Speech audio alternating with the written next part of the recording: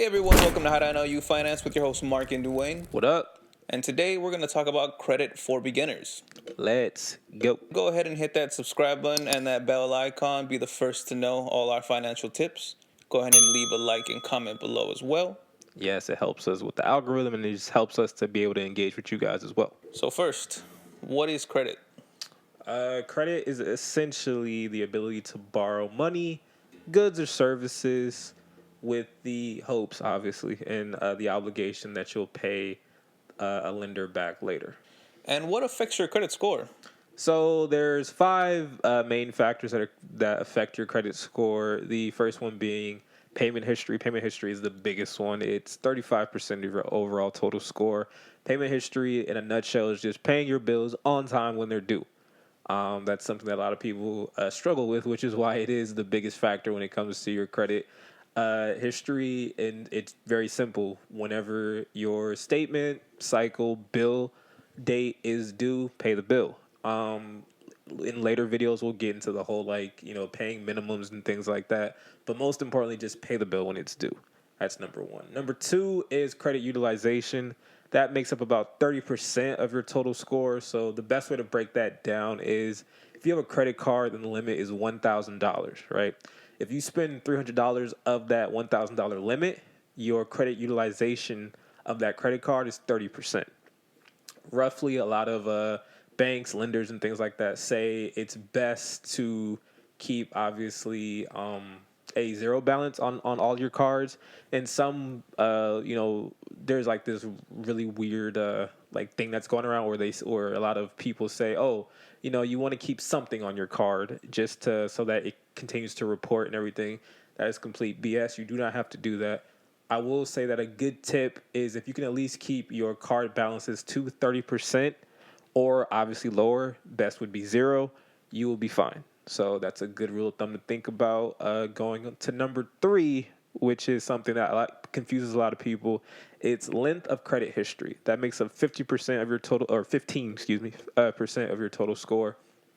And that's basically how many accounts you have open and how long you have them open. So a lot of people get this confused because they will, especially a lot of young people, when they start to get credit cards and things like that, they'll go through this cycle where they'll just open card after card after card after card, and eventually they'll think, wait, I pay my bills on time. Why is my credit score not where it should be, or it's a little lower than it should be? That's because every time you open up a new card, it basically kind of takes the average time of your credit.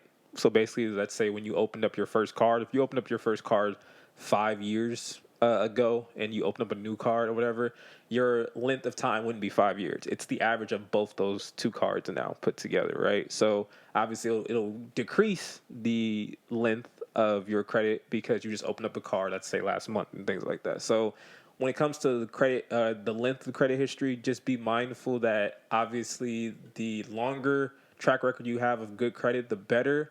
And be mindful of timing out when you're going to apply for a loan or a credit card and things like that, because there's a lot of good apps that'll tell you hey, it's a good time to apply for a card. It'll, give you the least impact on your credit score and blase blah and things like that. So length is number three. Number four is new credit accounts. So that kind of goes hand in hand with length.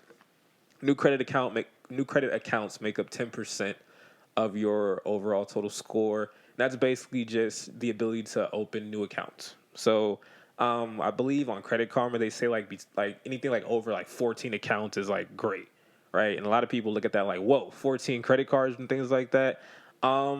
If you think about it, yeah, starting off, if you obviously don't have the ability to pay your bills and you have all these credit cards, that'd be really dumb.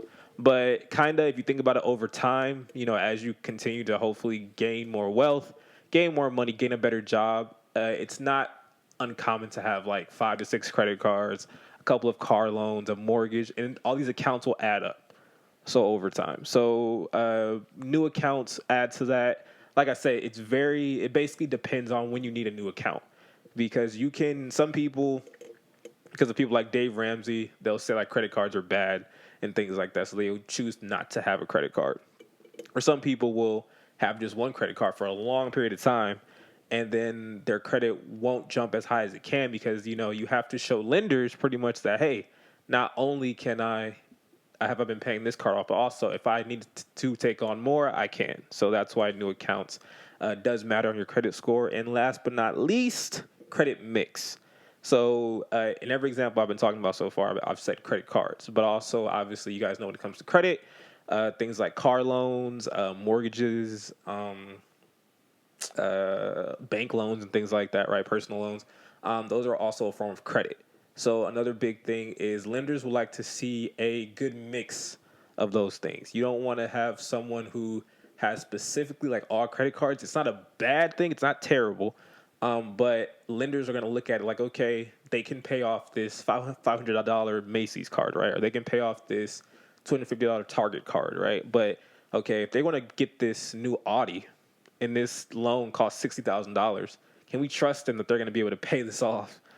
Just based off these two cards, right? So that's why they kind of like want to see things like a couple of credit cards, a couple of, maybe personal loans, a couple of installment loans when it's like vehicles and things like that, at least to show a history that, hey, I paid it off. I had no issues paying it off. There was no late payments and things like that.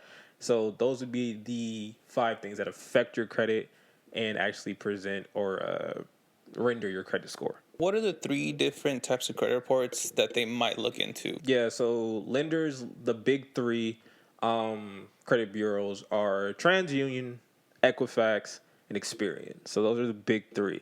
Now, you can go on you can do your own research to figure out like which ones are, do credit companies look at the most. I personally don't think it matters. I feel like they all should be in good standing. You don't think about it like, oh, my Equifax and Experian is great, but my TransUnion is trash, or vice versa, and things like that. If they're all in good standing, you should be fine across the board. However, I will say that generally, Experian and Equifax are looked at the most when it comes to like banks, card companies, credit bureaus, and things like that, or credit card companies and things like that. Those 2 are looked at the most. However, I've seen people get approved with TransUnion scores and things like that. So just keep in mind to keep all 3 in line.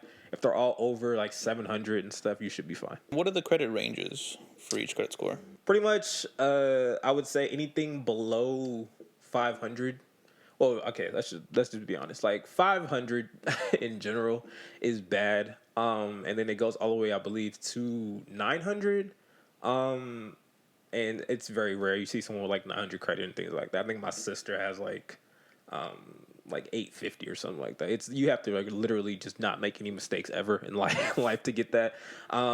But those people who can reach it, it's very impressive and things like that. It's kind of like a little report card. Like, hey, look, I've done all these great things my whole life, and now you can give me whatever you want because you have to trust me that I'm going to pay it back and things like that, right? But I would say generally, if you can stay within a 680 to anything over 700, you're fine. Most places will not deny you and things like that. However, keep in mind, if you want to get the lowest interest rates and things like that on credit cards, loans, shoot for 700 and above. You can still get approved on like 680, 640 credit. However, you're going to pay a little more when it comes to interest and fees and things like that. So if you want to get the best deal possible, shoot for 700. That's basically just, honestly, if you open up a credit card, you just pay it on time, you're going to be at 700 regardless.